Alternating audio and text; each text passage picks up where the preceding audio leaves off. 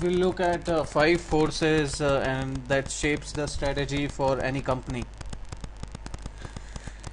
So the primary goal for any company is to make money, and to do that it has to ask two things to itself: what is the industry attractiveness and what is the competitive advantage, which means that is industry attractive in terms of long-term profit potential, and how does a firm create value for buyer in excess of cost of creating it relative to other players in the industry. These two questions should come up into your mind.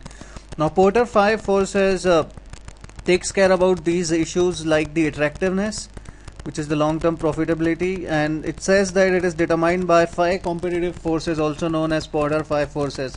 These are threat of new entrants in the industry, threat of substitutes, bargaining power of buyers, bargaining power of supplier, and rivalry among competitors. And these are the five forces that would decide things. So while short-term profitability is largely determined by supply and demand, and this is an important thing, long-term profitability is determined by industry structure. Industry structure is determined by the competitive forces that characterize the industry. So even if supply and demand move in short term, new people would jump in, and it would create a disruption in the long term.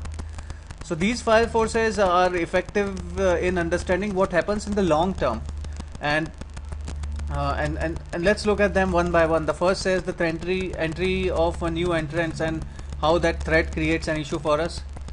So what is the likelihood of emerging new players getting into the picture, and how would that affect us? And how are the things that makes this thing difficult, or what are the factors that influence that? So that is economies of scale, product differentiation, capital requirements, switching cost, access to distribution change, government policy, and cost on quality advantage. So this is how the new entrants might face it a little problem there in jumping into the new system. The second is threat of substitute product, and is there a substitute product? So do currently available or prospective alternative products on ceiling of the price, or buyer willing to pay for the current portfolios? So the relative performance of the substitutes, buyer propensity to the substitute, and switching cost on how expensive is to move to another substitute is the question that we might ask when we look at the threat of substitutes. The third force is bargaining power of the buyers, and bargaining leverage is closely related to factor affecting forces: low switching costs, readily available substitutes. Buyer price sensitivity depends on qualitative forces such as brand identity, product differentiation, quality, performance, and qualitative measures such as price relative to other purchase and profitability. So how the bargaining power of buyers would move here. The bargaining power of suppliers and the degree of rivalry among existing are the other two. So how can the suppliers bargain you, because ultimately COGS is going to drive your business.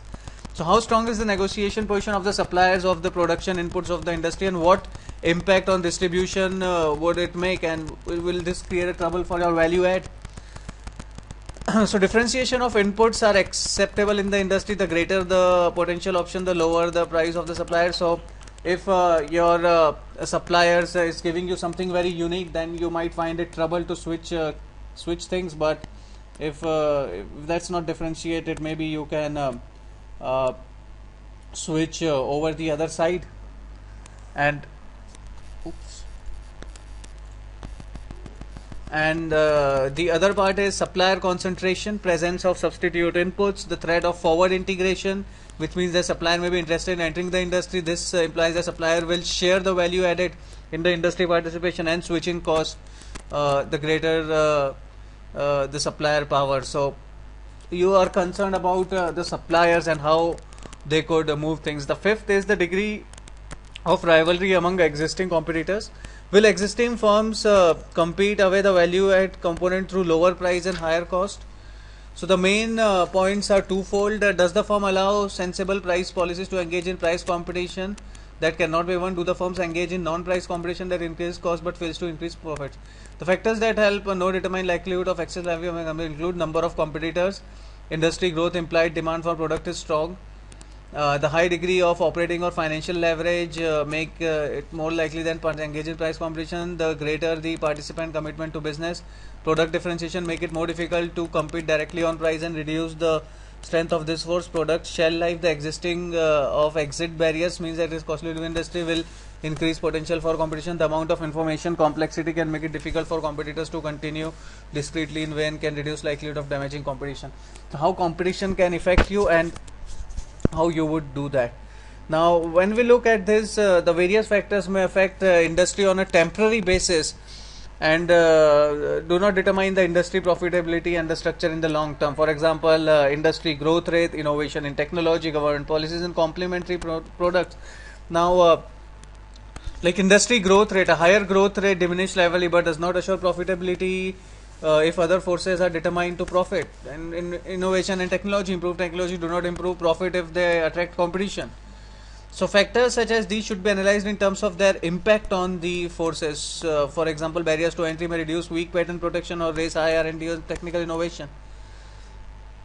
Now the changes in industry structure and forecast again affect all of these things. So change in new entrants, change in power of supplier, change in rivalry, and these all things are dynamic and they change with time. Now altering the firm's existing position, again you can alter them on these 5 forces: customer power, supplier power, substitutes, threats of entry and rivalry, and you should be able to capitalize on these changes. Now during the industry analysis there are few steps and the order of these steps are important. So first is to define the industry, second is identify participants, then strength and weakness, then determine industry structure, access current and potential shifts in each force, and decide which force can alter. So you look at things moving with time in a particular direction and you try to gauge that direction on how things are moving, because all these points that I talked about would move with time, and you need to understand how they move in a particular direction as the time proceeds. So based on that you have to be careful, and we'll look at some questions on these as well in the coming times.